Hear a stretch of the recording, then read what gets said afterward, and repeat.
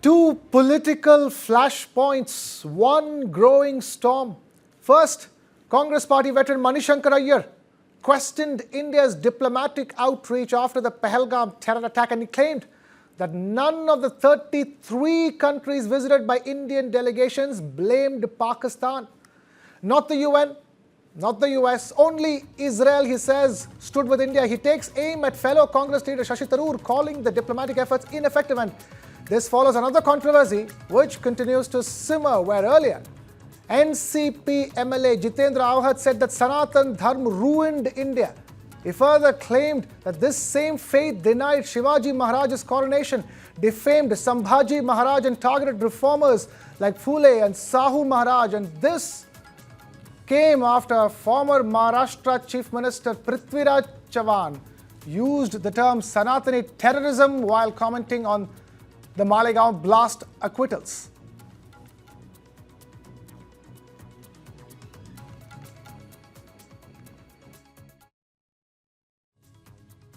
मैंने बात की है सनातन के बारे में।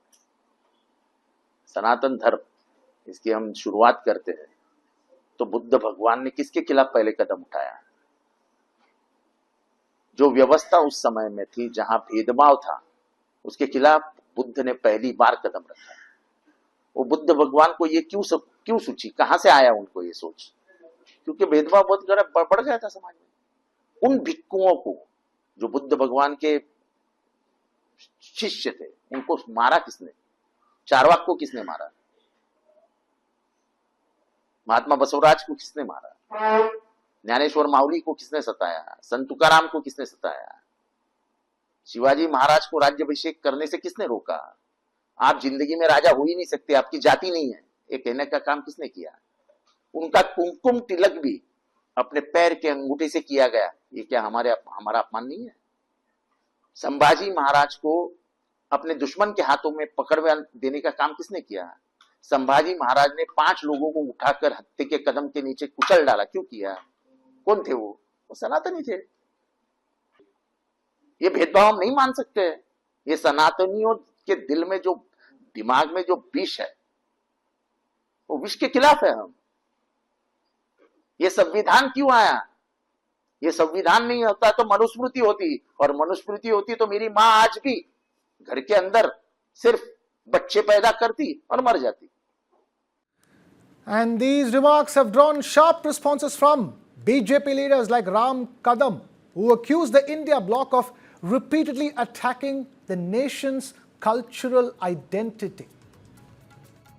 शरद पवार गुट के नेता का बयान ये अधूरे शास्त्रों के अध्ययन के आधार पर है। जब कुछ आक्रांताओं ने इस भारत पर आक्रमण करके यहां के जो पुराने शास्त्र है उसमें कुछ विकृति डाली, उस विकृति के आधार पर वे कह रहे हैं आप सनातन धर्म को बदनाम कर रहे हो। श्रावण मास का महीना है, हिमालय से लेकर सब दूर साधु संत, करोड़ों करोड़ों सनातन धर्म के लोग उपवास कर रहे हैं, व्रत कर रहे हैं, अनुष्ठान कर रहे हैं। क्या लगाऊंगा उनकी भावनाओं को? केवल और केवल आपकी ओछी राजनीति के लिए आप बार बार सनातन धर्म को बदनाम करोगे। सर्वे भवन्तु सुखिनः, यानी सबका भला ये सनातन धर्म चाहता है। वसुधैव कुटुंबम, पूरे धरती को अपना परिवार यह मानता है। मानव सेवा सबसे सर्वोपरि ये मानने वाला यह धर्म है। अब छत्रपति शिवाजी महाराज और छत्रपति संभाजी राजे के बारे में बोलोगे, जो मन चाहे शब्दों का चयन करोगे। उन्होंने सारा जीवन समर्पित कर दिया सनातन धर्म के लिए। क्या श्रीमान अवार्ड ये जानते नहीं? भली बात जानते हैं, पर केवल और केवल अपीजमेंट पॉलिटिक्स के लिए ये दुर्भाग्य से इस प्रकार का बयान दे रहे हैं। These comments have surfaced at a time when emotions are high and the political climate is heating up ahead of some key elections in states. So the big questions are, at what point does liberal politics start becoming undemocratic? If public figures are given this kind of liberty, will statements targeting faith, identity and national interest become routine? And are we ready to accept that as the new normal? And joining us on this broadcast is Charu Pragya, BJP spokesperson, Pankaj Vohra, senior journalist, Ashwani Kumar Mishra, political analyst, joining us. Thank you, all of you, for taking time out to be with us here on News9. Let me begin by asking Charu Pragya, Mani Shankar Aiyar is not somebody who's making these kind of statements now. He's somebody who's been a serial offender, isn't it? Absolutely. Good evening, Krishna. And let's just call this what it actually is. Mr. Mani Shankar Aiyar has once again chosen Pakistan over patriotism. And this is not the first time. His Pakistan prem was very obvious in the kind of comments he made in 2015 when he called for Pakistan to be respected, otherwise India will be bombed. He uses words like niche, throws them around very conveniently. Before Gujarat elections, he did that. And he's got a very consistent track record of undermining India's interest. Always. He's very, very consistent. And today he attacks Pakistan, not the terrorists. He's not talking about India's diplomatic efforts. He continues to throw mud at every single thing that we have tried to do since the attack in Pahalgam. So I don't know what he's trying to do. The issue with the Congress is that it speaks in 10 different voices, and none of those voices actually end up standing with India. And they don't understand foreign outreach, Krishna. They have become a foreign embarrassment. They are hell bent on internal sabotage, and India is so done with this kind of a narrative. Ashwani Kumar Mishra, there has been, the diplomatic effort in the aftermath of the Pahalgam terror attack and Operation Sindoor has been one where you see the entire political spectrum come together to stand with India as a whole, isn't it? See, when Pahalgam happened, a whole nation was standing with the government, and we supported all the actions. Even the post the Pahalgam, when all the diplomats were sent across the globe, we supported that. But however, the moot point that is there, that our diplomacy has failed completely. We have seen that not many countries denounce the Pakistan or the ecosystem of Pakistan who's supporting the terrorism. However, I personally, as a Congress member, I don't endorse the statement of Aiyarji. But he made a very valid point that everyone, all of us has been telling that our diplomacy is completely sitting at the lowest point of it. And we have seen that we have not been able to convince the global stage that Pakistan is the reason behind all these attacks. However, everyone knows that, but we have not been able to convince lot many nations who can look at the example of America. They are telling the Pakistan is their one of the best friend, and they are the one who's helping fighting terrorism, where the case is otherwise. So we as a nation has not done the great job in the diplomacy. There is no doubt about it. However, the statements made by Mani Shankar Aiyar on Tharoor are those on individual capacities, because I believe that everyone who is representing India outside the country is part of country. I mean, part of our whole parliament ecosystem. They are not representing any political party. They are all representing India as a nation.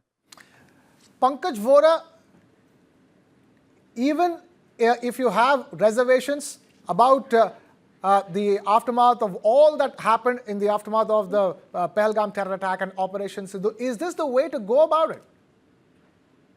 Let things be understood in a proper manner, first of all. Mani Shankar Aiyar is a maverick. He does not represent the views of the Congress party most of the time. In fact, whatever he says has helped the BJP more than it has ever helped the Congress. In 2014, just before the parliamentary polls, he had, during the Congress conclave in January, had spoken very poorly regarding the Prime Minister, and, it had boomeranged and it helped the BJP. So, when he speaks, he speaks as an individual, and I don't think as a member of the Congress party. Having said that, Mani Shankar Aiyar is also a distinguished diplomat. He has been in the foreign service and has enough experience to say things so far as foreign service and diplomacy is concerned. His current remarks, are basically based on whatever feedback he must have obtained. It is common knowledge that India's foreign policy, or rather foreign ministry, has not performed up to the mark. The reason why the government had to send these 7 delegations was that, our missions abroad should have taken this up and should have convinced the countries wherever they were located or wherever these delegations were sent that, India's stand is against terrorism and India's stand needs to be highlighted and needs to be endorsed. Now, even before these delegations had left, Tom Bolton, who was the national security advisor to Donald Trump during his first tenure, had advised India to gather dossiers on the Pahalgam attack, and which would be very useful when you are speaking to foreign countries and getting their endorsement or their support. And I mean, I'm not aware whether India did present these dossiers or did gather these dossiers when these 7 delegations had gone abroad. But the outcome of these 7 delegations visit was that not many countries have supported India. I mean, the Prime Minister in his speech in Lok Sabha stated that 3 countries came out of 190 countries in support of Pakistan. But the thing is that the rest of 187 may not have supported Pakistan, but did not support India either. So they prefer to remain neutral. So this is a very, very dicey terrain, and we have to see things in the proper context. Right, Charu Pragya, it seems like, at this stage, the opposition is behaving as if the Congress party is saying that, his views, Mani Shankar Aiyar's views don't represent the views of the Congress party. Right, go ahead. Yeah, I just want to make one thing very clear. Understand that every single country at the United Nations, barring 3, did not condemn India's action against Pakistan. They stood by it, and that is endorsement for India. Also, remember that out of these 190 countries, just 3 supported Pakistan. All the others chose not to support Pakistan. That is a diplomatic victory. I really don't know what prism Congress looks at things through, because their prism seems to be really, really anti-national at a time like this. And it's so easy to come on air and make a grand statement like we stood by the government side through it all, where the honest truth is you never did. You are parroting Pakistan's narrative. You parroted it after the terror attack. You parroted it after Operation Sindoor, and you continue to do it today. Please tell me, why is it that your statements are verbatim those which are being quoted by Pakistan within their own parliament and in their own media?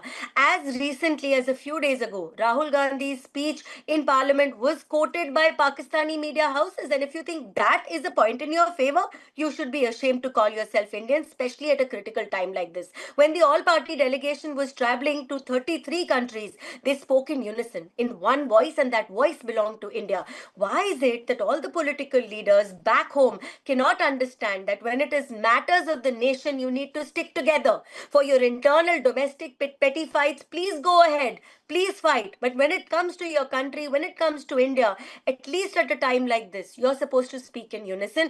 And if Mani Shankar Aiyar makes a stray remark like this and you want to isolate yourself from it, then call it out publicly. Have your tallest leaders call it out, put out a statement against him. Why don't you do that? Why don't you take any action against him? He's done it time and time again. He's always been a spokesperson of Pakistan.